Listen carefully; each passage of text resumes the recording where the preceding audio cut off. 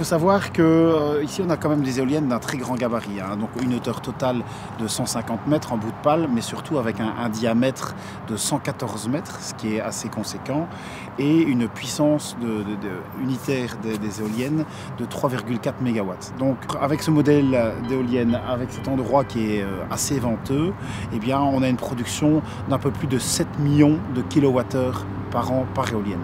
Donc 28 millions pour les 4 éoliennes. Et une éolienne couvre théoriquement la consommation annuelle de l'ordre de 2000 ménages.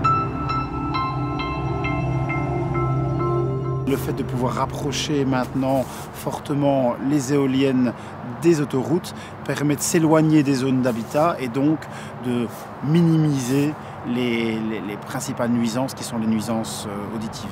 La puissance acoustique des éoliennes a fortement diminué et surtout évolué. C'est-à-dire non seulement en quantité sonore, mais aussi dans le spectre sonore. On a essayé de faire évoluer vers les aigus parce que c'est un son qui se propage beaucoup moins loin. Des peignes qu'on appelle en jargon des TES, Trailing Head Serration, sont en fait des systèmes qui ont été adaptés, qui ont été développés et étudiés pour diminuer la puissance acoustique et déplacer le spectre acoustique vers les aigus. Et ça a été développé principalement par biomimétisme par rapport aux rapaces nocturnes qui sont naturellement équipés de ça au niveau de leurs ailes, au niveau de leur plumage et qui ont un vol très silencieux.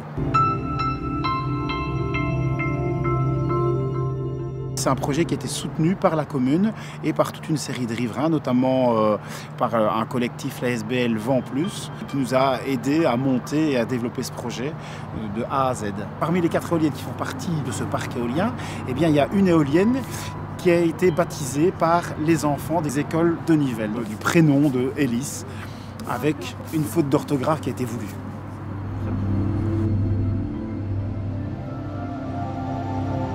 Un projet participatif, ce n'est pas uniquement un investisseur privé comme notre société qui va non seulement participer au développement, mais aussi à toute la construction financière et à l'exploitation d'une ou plusieurs éoliennes. Ça peut être très bien des coopératives de citoyens, des communes, des intercommunales, seules ou à plusieurs. Et c'est tout à fait nécessaire puisque, à un moment donné, les éoliennes ont quand même un impact paysager assez fort, qu'il soit subjectif ou objectif, il a un impact. Et donc, il est important que les riverains, que la population puisse s'approprier de manière directe ou indirecte ces éoliennes.